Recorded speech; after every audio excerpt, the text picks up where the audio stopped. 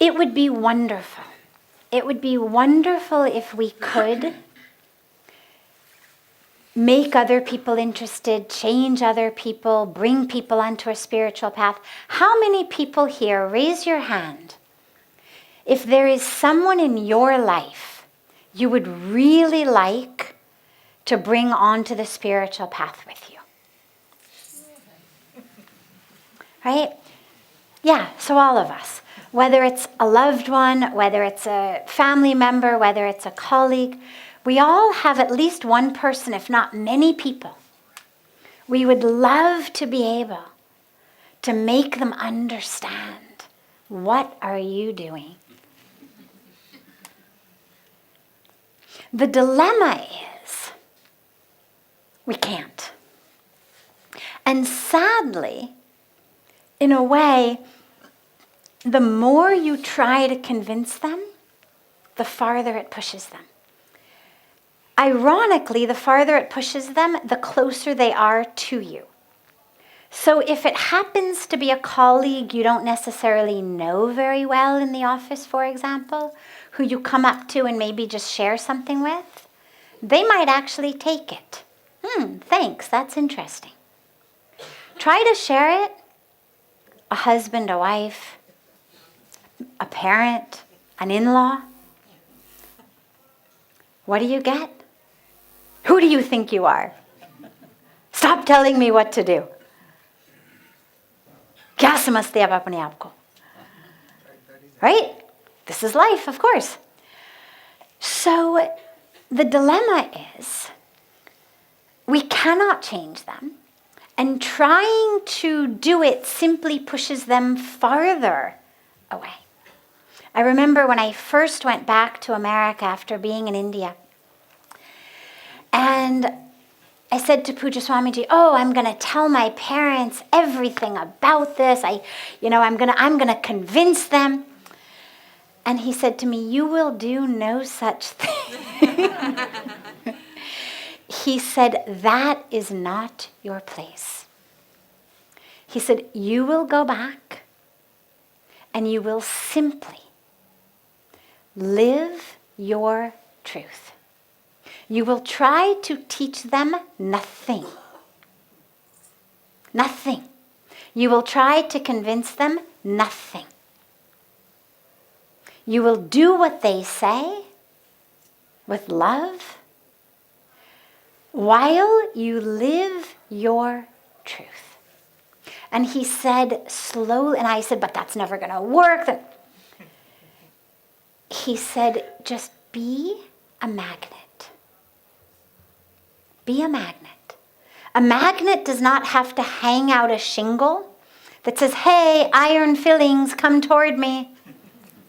I'm where you want to go, over here.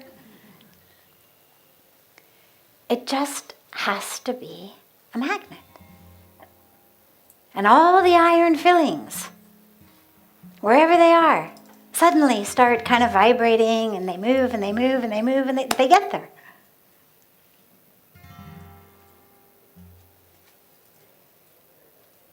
Live that truth. Live it fully. And slowly what will happen is people will see the difference. They will see how you are, and they will understand, mujhe kuch chahiye. Aapka jo shanti, your peace. I want that. How can I have that?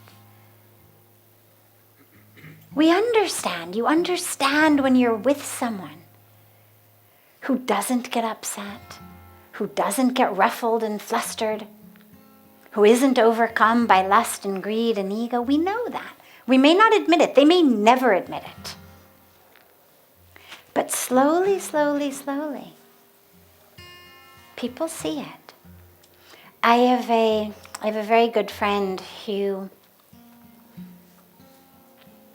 she's from LA. They're big in the entertainment industry, a lot of money, sort of that world.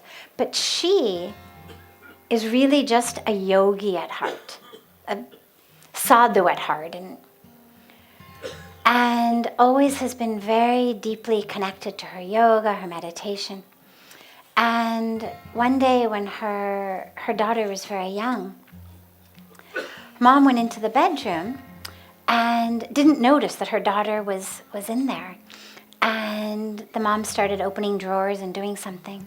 And suddenly her young daughter, 5 or 6 at the time, says, "Shh, Mom, I'm meditating." And the mom looked over and saw that her daughter was sitting on the mom's mat at the place that the mom has. And so the mom was happy and quietly left. And later the daughter said to her, "I was very upset at something her sister had done. And so I went to meditate." Now, the girl was maybe 5, 6, 7 at the time. But what she had seen was when Mom got upset, when something happened in the family, what did Mom do? Mom went inside and meditated. So this was the sanskara that she got. Mom never said to her, "You must meditate." But what she learned was, when I'm upset, when I'm frustrated, this is what Mom does. And when Mom stands up from meditating, she's happy and peaceful and calm again. Usme koi shakti hogi, koi magic hogi usme. Kya kare, she doesn't know. But she knows Mom comes, sits here and calls it meditating. So chalo, I'm going to go and I'm going to sit and whatever happens, happens, but I'm meditating. And this is the answer. You live it. The truth is a magnet. Insects come to the light. Iron fillings come to a magnet. All of the compasses point to the North Pole in this hemisphere, South Pole in that hemisphere. Again, you don't have to teach it or tell it. You don't have to convince your compass to stop pointing west. The power of that pole is so strong that wherever those compasses are, LA, New York, Delhi, Paris, Moscow, wherever it is, that compass is going to automatically go there. Just become that. And in the worst case scenario, they don't change at all, but at least you are no longer upset by the fact that they're not changing. At least worst case scenario is at least you have found that anchoring, that grounding, that peace that no longer is upset or attached to whether they do it or not. Best case scenario, they also start doing it. But don't go in with that attachment. Go in only with the agenda of your own practice being so strong that it emanates out into the world. And then slowly, people will say, my mom, only a couple of months after I had come back from India, just barely any time, says to me one day, she says, your presence is just so serene, I just want to be near you. Now you think, I never had to say anything about this is how I've changed how I think, but just by continuing to remember, just live your truth, live your truth, live your truth. Anchor yourself, ground yourself, do your practice. Slowly, your own power grows. So you benefit, and people realize they'll become changed.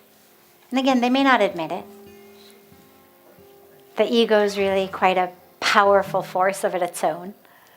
But they'll know. Whether they ever admit to you you were right or not, Whether they actually come and sit next to you and meditate, or they wait till you've gone to the office and then they meditate because they don't want to admit that they've started meditating.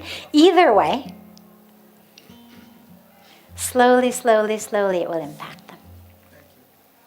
Yeah.